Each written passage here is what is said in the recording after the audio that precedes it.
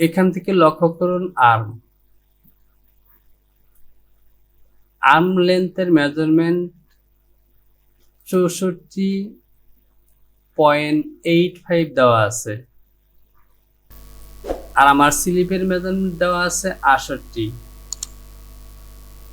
তো সুতরাং এখান থেকে আমি 2 সিএম প্লাস করব। ওকে, এবার আমি এটিকে ক্লোজ করে দিলাম।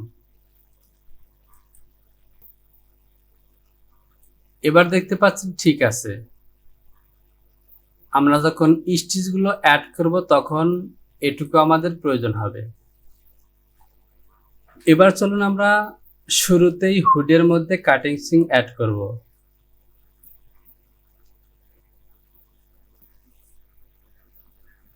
হুডের ওপেনিং এ টপ পজিশনে এখান থেকে নেব আমি 5 সিএম।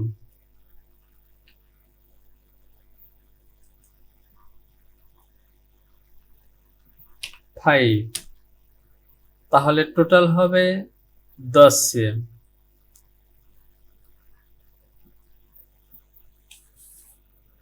আর বটম পজিশনে নেব আমি 3 CM.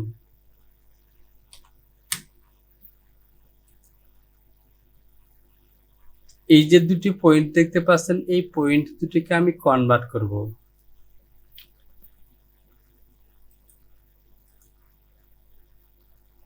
Convert to curve point, main curve.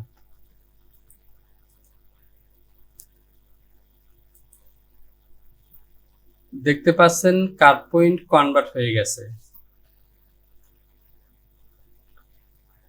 এবার আমি রাইট বাটন ক্লিক করে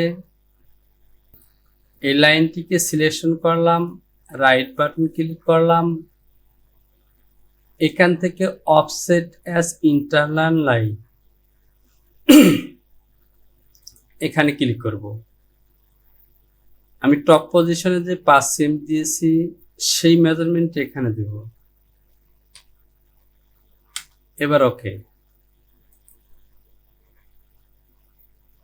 এবার এই যে পয়েন্টটি দেখতে পাচ্ছেন, এই পয়েন্টটাকে আমি এখান থেকে ঠিক এভাবে টান দিয়ে এই পয়েন্টের সাথে দিয়ে দিব। তাহলে আমার ডাউন পজিশনে 3 সিএম এবং উপরে 5 সিএম। তাহলে দেখতে পাচ্ছেন আমার হুডের ডাউন সাইডের সিম 3 সিএম এবং উপরে 5 সিএম হয়েছে। আমি এই লাইনটিকে সিলেকশন করব, রাইট বাটন ক্লিক করব এবং এখান থেকে কাট অ্যান্ড সুইং।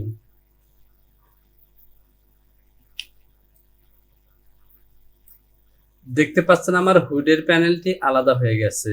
তো যেহেতু এটি হাফ হুড, সুতরাং আমার এই প্যাটার্নটিকে ডাবল করতে হবে।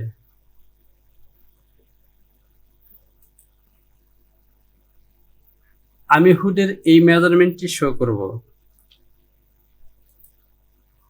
আমার মেজারমেন্ট আছে 50.17।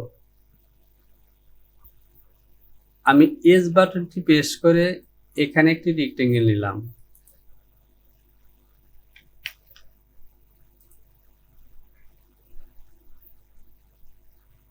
50.17 যে মেজারমেন্টটি আমরা দেখেছি, তো আমি এখান থেকে 50 নেব আর উপরের মেজারমেন্টটি আমি 5 সিএম।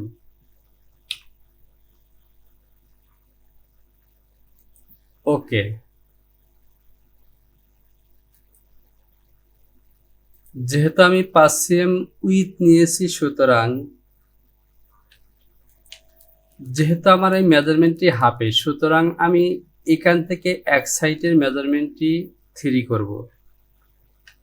আমি এক্স প্রেস করলাম এবং এখান থেকে নেব 3।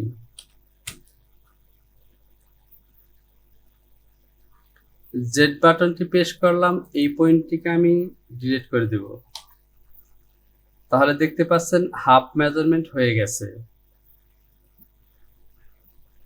এই পয়েন্টটিকে আমি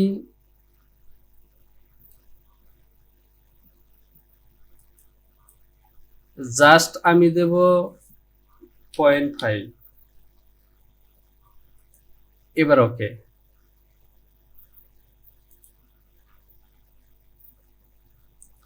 সি বাটনটি প্রেস করলাম, এখানে একটু শেপ করব।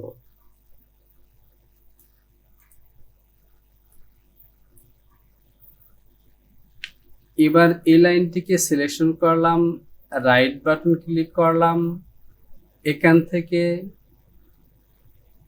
Unfold symmetric editing with swing. তাহলে দেখতে পাচ্ছেন আমার হুডের প্যানেলটি হয়ে গেছে। আমি মিডলের এই পয়েন্টটি কনভার্ট করে দিব। ওকে। এবার যদি আমি মেইন পিকচারটি দেখি, তাহলে এখান থেকে দেখতে পাচ্ছেন হুডের মাউস পজিশনের ইনসাইডে শেল ফেব্রিক ব্যবহার করা হয়েছে।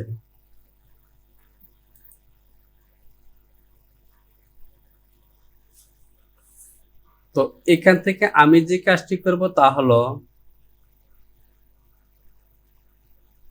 হেমের ওপেনিং পজিশনে ইনসাইডের পার্টের টপ পজিশনে আমি এখানে 2 cm শেল ফেব্রিক ব্যবহার করব।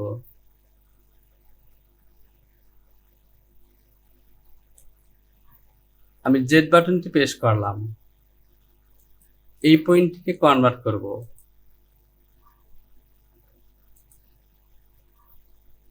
এই পয়েন্টটিকে কনভার্ট করব। ওকে। এই লাইনটি সিলেকশন করলাম, রাইট বাটন ক্লিক করলাম, ইন্টারনাল লাইন 2 cm।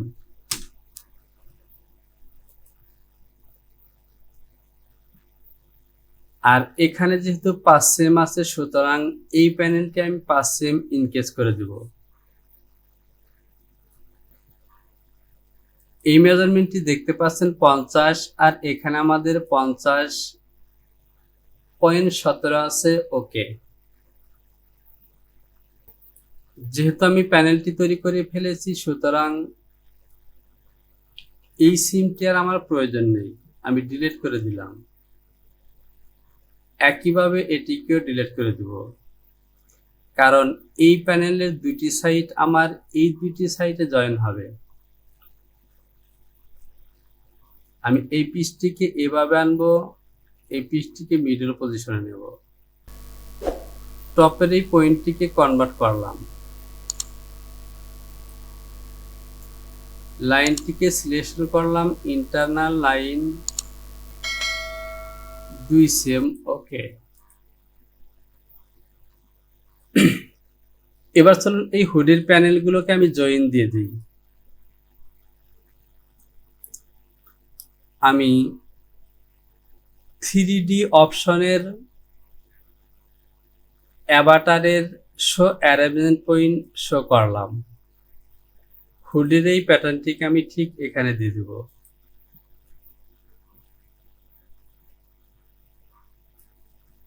এবার যদি এখান থেকে সুইং দিয়ে দিই, আমি ফ্রি সেগমেন্ট সিলেকশন করলাম। এই হলো হুডি, এবং এখান থেকে হুডি, হুড প্যানেল। একইভাবে এই সাইডের প্যানেল এবং হুডি। তাহলে দেখতে পাচ্ছেন সুইং হয়ে গেছে।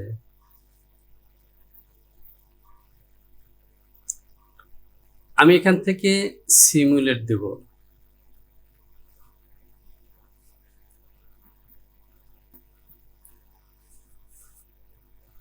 আমি ক্লিয়ার ভাবে বোঝার জন্য এই পিসটিকে সিলেকশন করলাম এবং প্রপার্টিজ থেকে ফেব্রিকটিকে প্লাস করব। এই ফেব্রিকের কালারটি আমি চেঞ্জ করে দেব। এবার চেঞ্জ হয়েছে। আমি এই ফেব্রিকটিকে ড্রাগ করে এখানে দিয়ে দিলাম। তাহলে দেখতে পাচ্ছেন এ হলো আমার হুডের প্যানেল।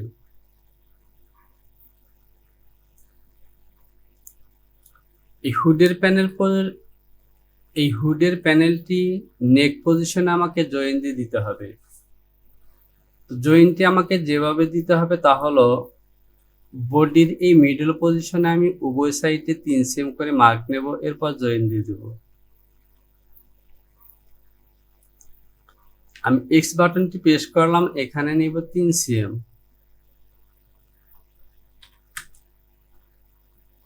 একইভাবে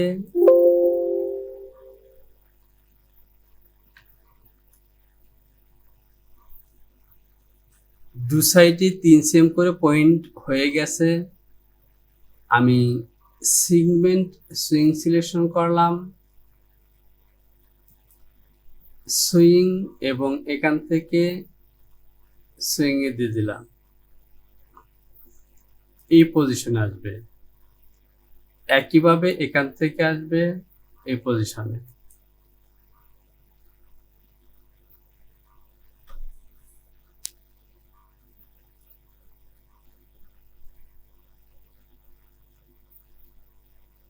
এবার এখান থেকে আমি সিমুলেট দিলাম, তাহলে দেখতে পাচ্ছেন আমার হুডের প্যানেলটি এখানে সুন্দরভাবে জয়েন হয়ে গেছে।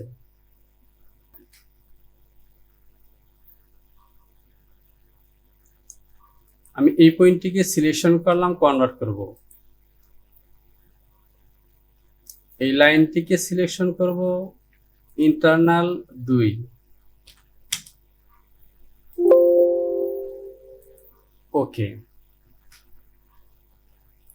এবার বাকি যে অংশটি আছে এগুলিকে আমি ডিভাইডেড করব।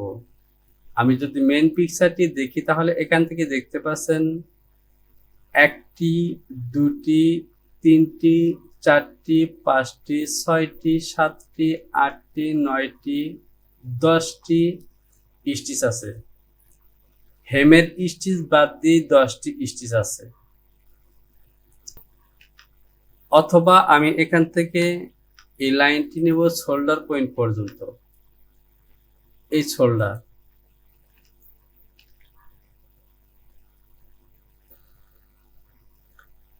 এবার আমি এখান থেকে এক্স বাটনটি প্রেস করব এবং লাইনে ক্লিক করব, রাইট বাটন ক্লিক করব। তাহলে এখান থেকে দেখতে পাচ্ছেন ইউনিফর্ম প্লিট, টিক চিহ্ন দিলাম। এবার এখান থেকে 2টি আছে, আমি এখান থেকে এভাবে বাড়াবো, 1 2 3 4 5 6 7 8 9।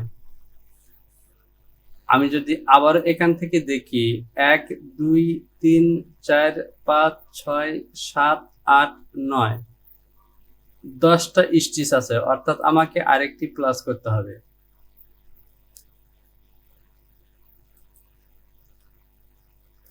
ওকে।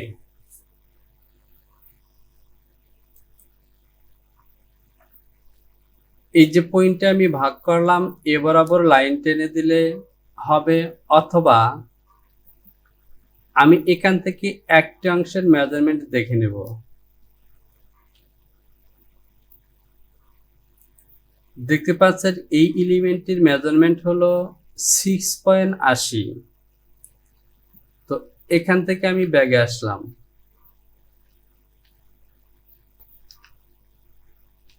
এবার আমি এই লাইনটিকে সিলেকশন করব। এবার আমি এই লাইনটিকে সিলেকশন করব, রাইট বাটন ক্লিক করব, ইন্টারনাল লাইন 6.80।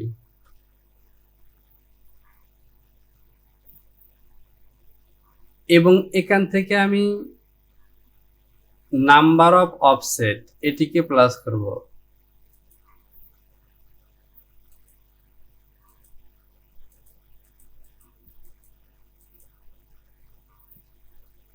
ওকে ক্লিক করলাম।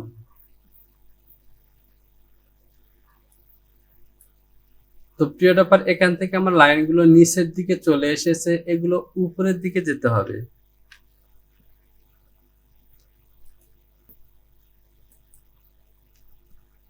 এবার দেখতে পাচ্ছেন উপরের দিকে চলে গেছে। ওকে। একইভাবে ফন্টের মধ্যেও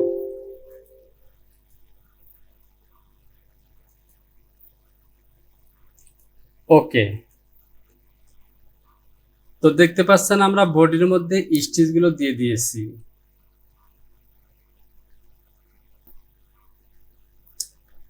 আমার রিল্যাক্স মেজারমেন্ট হবে 13, এক্সটেন্ড 13, রিল্যাক্স হবে 11।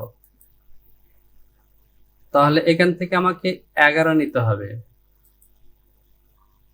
ইস বাটনটি প্রেস করলাম, এখান থেকে 11, আর উইতে নেব আমি 2। এই যে ইন্টারলাইন লাইন অংশ দেখতে পাচ্ছেন, এখানে এই দুটিকে আমাকে স্টিচ দিয়ে অ্যাড করে দিতে হবে। তো তার আগে এই স্টিচগুলো স্লিপের মধ্যে আমি দিয়ে দিই, ঠিক বডিতে যেমন গ্যাপ দিয়েছি একই মেজারমেন্টে। তো দেখতে পাচ্ছেন নিচের দিকে চলে এসেছে, আমি এখান থেকে রিভার্স ডিরেকশন টিক দিয়ে দিব, তো উপরের দিকে চলে গেছে। ওকে।